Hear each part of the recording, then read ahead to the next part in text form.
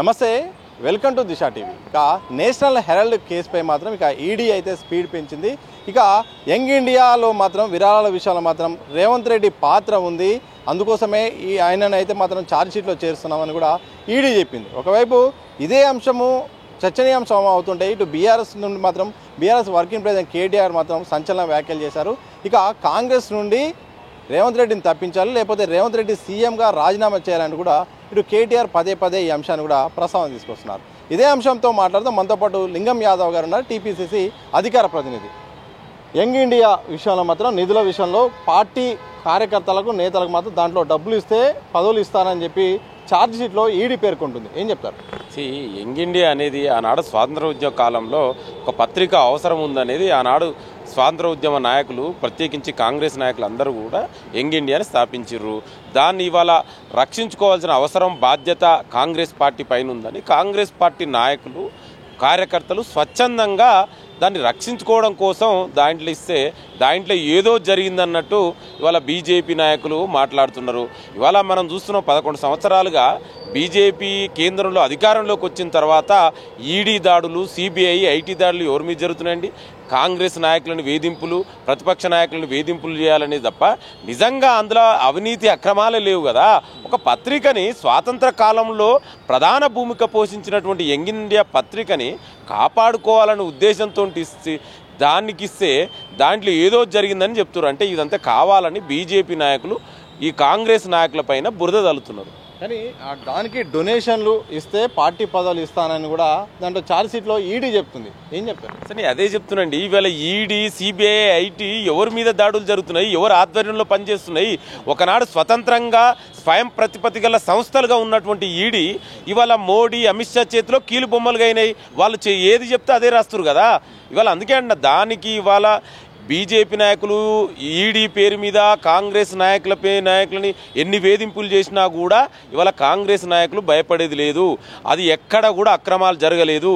Young India పత్రికని కాపాడుకోవాలనే కోసం కాంగ్రెస్ నాయకులు, కార్యకర్తలు స్వచ్ఛందంగా ఇచ్చిరండి. అలా అవినీతి ఎక్కడుంది, అక్రమాలు ఎక్కడున్నాయి?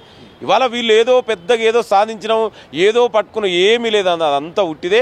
కాంగ్రెస్ నాయకులు ఏదో భయపెట్టాలని చూస్తారు తప్ప దాంట్లో ఏం జరగదు. కాంగ్రెస్ నాయకులు ఎన్నో కేసులు చూసారు, 11 సంవత్సరాలుగా బీజేపీని ఎదుర్కొంటారు.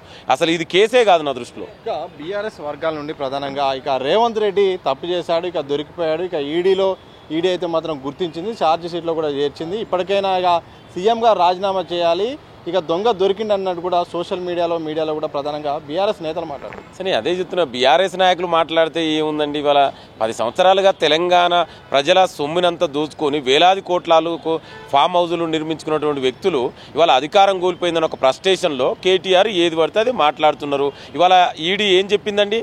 రేవంత్ రెడ్డి గురించి ఏం మాట్లాడిందండి? అరే తెలుసుకోకుండా అసలు కేసు ఏం జరిగింది, ఎవరి మీద కేసు అయింది, ముందు దాన్ని చదువుకో అంటున్నా కేటీఆర్ను. ఇవాళ కేటీఆర్ అధికారం కోల్పోయిన తర్వాత మెగ్లోమానియా అనే ఒక సైకలాజికల్ డిజార్డర్ తోటి బాధపడుతున్నారు. ఆ డిజార్డర్లో భాగంగా ఒకవైపు ఇవాళ బీఆర్ఎస్లో పార్టీలో 4 కుంపులాటలు జరుగుతున్నాయి. ఇవాళ ఒకవైపు కేసీఆర్ వర్గం, హరీష్ రావు వర్గం, కవితారావు వర్గం, కేటీఆర్ వర్గం. ఈ ఫ్రస్ట్రేషన్లో ఆ సైకలాజికల్ డిజార్డర్లో ఏది పడితే అదే మాట్లాడుతున్నారు. కేటీఆర్ మాటలు ఇవాళ తెలంగాణ ప్రజలే ఆయన ఏ విధంగా మాట్లాడుతుండే, ఎంత ఫ్రస్ట్రేషన్ నుండి మాట్లాడుతుండో తెలంగాణ ప్రజలే అర్థం చేసుకుంటారు. అదే చెప్తున్నా, మెగ్లోమానియా అనేది ఇది ప్రపంచంలో గతంలో ఆనాడు జర్మనీ నియంత అయినటువంటి హిట్లరు ఈ సైకలాజికల్ డిజార్డర్ తోటి బాధపడేది. దాని మళ్ళీ చెప్తున్నా, మెగ్లోమానియా అనే డిజార్డరు ఇది ఇవాళ కేటీఆర్ కూడా ఈ డిజార్డర్ తోటి బాధపడుతున్నారు. అంటే అధికారంలో నేనే ఉండాలి, అధికారం నాకే శాశ్వతం, ఇంకొకరు అధికారంలో ఉంటే తట్టుకోలేనటువంటి వ్యక్తులు ఆనాడు హిట్లర్కు ఏ గతి పట్టిందో మనందరికీ తెలుసు. ఇవాళ కేటీఆర్ కూడా అదే సిచ్యువేషన్లో ఆ డిజార్డర్ తోటి బాధపడుతున్నారు. నేను తెలంగాణ రాష్ట్ర ప్రభుత్వానికి కూడా డిమాండ్ చేస్తున్నా. 10 ఏళ్ళు మంత్రిగా చేసినటువంటి వ్యక్తి, ఇప్పుడు ఎమ్మెల్యే ఉన్నటువంటి వ్యక్తి, ప్రభుత్వ ఖర్చులతో ఉంటే అతనికి సరైన ట్రీట్మెంట్ చేయవలసిందిగా ప్రభుత్వానికి కూడా విజ్ఞప్తి చేస్తున్నా. చివరి చెప్పండి, ఒకవైపు CM Revanth Reddy ED case విషయంలో మాత్రం అరెస్ట్ కాబోతున్నారు కూడా ఒక వర్గం నుండి వార్తలు, మరోవైపు బీఆర్ఎస్ వర్గం నుండి అయితే మాత్రం ఇక ఆయనను సీఎం పదవికి అనర్హుడిగా ఆయన రాజీనామా చేయాలి, లేకపోతే కాంగ్రెస్ పార్టీ ఆయనను సస్పెండ్ చేయాలని కూడా వస్తున్న వార్త. అసలు అదే చెప్తున్నాండి. అసలు ఈడీ కేసులో రేవంత్ రెడ్డి గురించి ఏం మాట్లాడింది ముందు తెలుసుకొని మాట్లాడమను. ఇవాళ కాంగ్రెస్ పార్టీ నాయకులుగా కార్యకర్తలుగా స్వచ్ఛందంగా యంగ్ ఇండియాని కాపాడుకోవాలి, అది స్వతంత్ర ఉద్యమంలో తెలంగాణ ఈ దేశానికి ఒక గొంతుగా పనిచేసింది, ఆ పత్రికని కాపాడుకోవడానికి మా నాయకులు స్వచ్ఛందంగా ఇచ్చిర్రు. దాంట్లో ఈడీ పేరు ఎవరు ఏం పెట్టలే, ఏమని తెలిసింది ఈడీ అంటే ముందు దాంట్లో ఈడీ ఏం చెప్పిందో కేటీఆర్ని చదువుకోండి నేను. ఎందుకంటే ఏది పడుతుంది ఈడీ నేమ్ పెట్టంగానే కేసు కాదు కదా, అసలు అందులో అక్రమాలే అవినీతి లేదండి, ఇంకా కేసు ఎందుకు అవుతుంది, ముందు అది తెలుసుకోను కేటీఆర్ని. అందుకే చెప్తాను కేటీఆర్ ఫ్రస్ట్రేషన్లోని మాట్లాడుతుండు, ఆయన మాటలు ఎవరు కూడా పట్టించుకోవాల్సిన అవసరం లేదు. ఎందుకంటే ఇవాళ ఒకవైపు కవితారావు ఏం చేస్తుందో అని ఆయనకు భయం, ఒక హరీష్ రావు ఏం చేస్తాడో అని ఒక భయం, కేసీఆర్ అసలు ఎవరికి ఇస్తాడో సంతోష్ రావుకు ప్రెసిడెంట్ చేస్తాడో అని ఇంకొక భయం. ఈ 4-5 కుంపులాటలలో కేటీఆర్ ఫ్రస్ట్రేషన్లోని మాట్లాడుతుండండి. అందుకే నేను ప్రభుత్వానికి విజ్ఞప్తి చేస్తున్నా, ఆయనకు ఒక సరైన ట్రీట్మెంట్ చేపియండి, ఒక హాస్పిటల్ జాయిన్ చేసి ట్రీట్మెంట్ చేపియండి. ఎందుకంటే ఇవాళ బీఆర్ఎస్ పార్టీ పరిస్థితులు చూస్తే మరొక శశికళ గుర్తొస్తుంది. ఆనాడు తమిళనాడులో జయలలితకి ఏ విధంగా శశికళ నుంచి ముప్పు ఉందో ఇవాళ బీఆర్ఎస్ పార్టీలో కూడా అదేవిధంగా మరొక శశికళ ఉదాంతం, జయలలిత ఉదాంతం ఇవాళ బీఆర్ఎస్ పార్టీ కల్వకుంట్ల కుటుంబంలో జరగబోతుందనే తెలంగాణ ప్రజలందరూ అనుకుంటున్నారు. మొత్తంగా ఈడీ విషయంలో మాత్రం ఇక కేటీఆర్ పూర్తిగా చదువుకోవాల్సిన అవసరం ఉంది.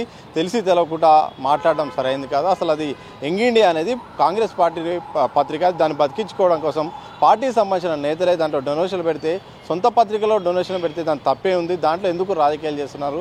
కావాలని బీఆర్ఎస్ పార్టీలో అంతర్గత పోరు విషయంలో ఫ్రస్ట్రేషన్ ఉన్న కేటీఆర్ కానీ ఇతర వాళ్ళు మాత్రం కావాలని రేవంత్ రెడ్డిని టార్గెట్ చేసి మాట్లాడుతున్నారు. ఈ కేసు విషయంలో రేవంత్ రెడ్డికి ఎలాంటి సంబంధం లేదు. కావాలని ఈడీ బీజేపీ ప్రయోగిస్తున్న ఒక విషప్రయోగం అంటూ కూడా లింగం యాదవ్ గారు స్పష్టం చేసిన సందర్భం చూడొచ్చు. కెమెరా పర్సన్ మసూన్తో సతీష్, దిశా టీవీ, హైదరాబాద్.